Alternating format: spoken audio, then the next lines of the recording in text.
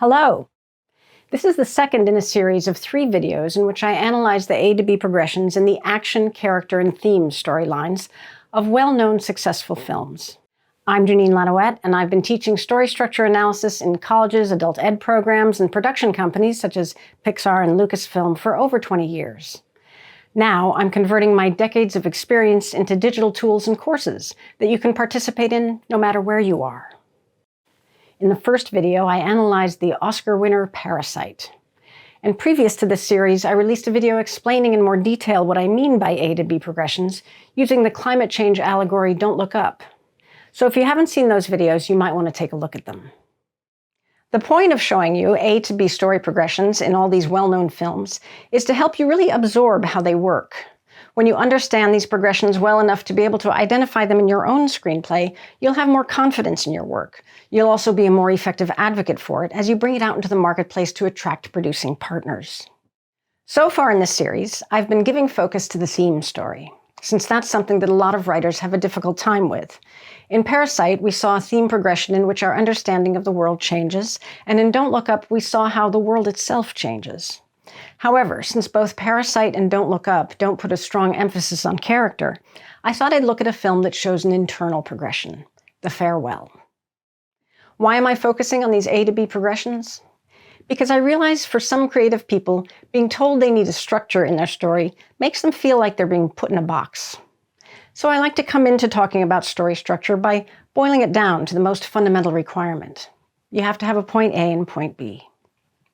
Maybe you're resistant to structure because you read all these structure theories that go into your head as intellectual knowledge, but they don't help you because you work instinctively. This is the purpose behind analyzing successful films. As you do this deep analytical study with more and more films, you will begin to notice over time that you are automatically applying what you learned from the masters without having to think about it.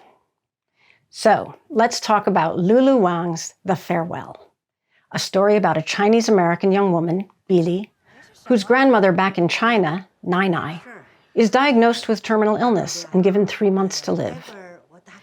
The family follows the Chinese tradition of not telling Nai Nai about her diagnosis, but they decide to rush a wedding for Billy's cousin and his girlfriend so the whole family can come together to say goodbye. Wedding is an excuse so everyone can go see her. Billy, having grown up in America and thus absorbed American values, has a problem with this Chinese practice of withholding medical information. But she is close to Nai Nai, so she goes to China for the, quote, wedding and promises not to tell. Billy! This is a personal story, meaning that Lulu Wang based it on something that actually happened in her family. At the same time, however, she was careful to make sure the film's story would stand on its own, separate from her own experience. Let's look at the A to B progressions. What are the external circumstances of the story at the beginning, and what are they at the end? I see this action story as a sort of mission story. Your mission, should you choose to accept it, is to put on a wedding for the whole family to be able to say goodbye to grandmother without her figuring out that she's dying. It's a type of problem solution, A to B, for which the external accomplishment is to successfully pull off the wedding. I would note it this way. A, planning a wedding to say goodbye to grandmother without her finding out she's dying. B, the wedding has been successfully carried out without grandmother learning its real purpose. Would this make a satisfying story all by itself? Maybe, if you throw in a lot of broad slapstick comedy, because the level of tension is a little low if it's just about the wedding. We're going to need more than this. So what about the character story? How does that progress? We have a definite character problem at the beginning. Billy is having trouble wrapping her head around the Chinese idea of not telling a loved one when they're dying. Her uncle tries to explain it to her as the family's job to carry the emotional burden for the loved one. 我们之所以不告诉奶奶的事情，就是为了分担她的思想压力。 But to Billy's American way of thinking, it's a violation of an individual's right to know the truth about what's happening to them. However, at the same time, Billy is having some problems of her own. She's broke, and she just got turned down for a grant she was counting on. How does she handle it? 我没事. By lying to her family that she hasn't heard from the grant makers yet. So there's plenty of lying going on in this family. So what's going on with the fellowship? Nothing. Here's how I would note the character point A. A, Billy protests her family's lie to her grandmother while lying to them about being rejected for a grant.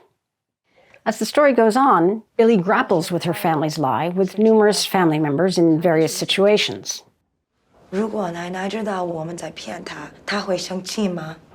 他气什么气呀？他也做了同样的事情。 Finally, at the wedding, Nai Nai asks Billy to get up and make a speech. 必定，你上去说两句吧。 And Billy has a realization. In America, we don't have a lot of family, she says. I'm happy to be back here with all of you. She then learns Nai Nai has sent the maid to get her latest test results and runs to intercept her so she can doctor them up at the copy shop. She has fully joined the family's mission. Saying goodbye to Nai Nai to go back to New York, Billy confesses her lie that she didn't get the fellowship. And Nai Nai tells her, I'm not worried about you. You have a powerful mind. You will succeed. Thus, Billy reaps the benefits of family with her honesty.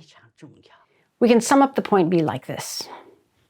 B, Billy joins the family's lie, but confesses to her grandmother her own lie. Lying, it turns out, is a situational ethic.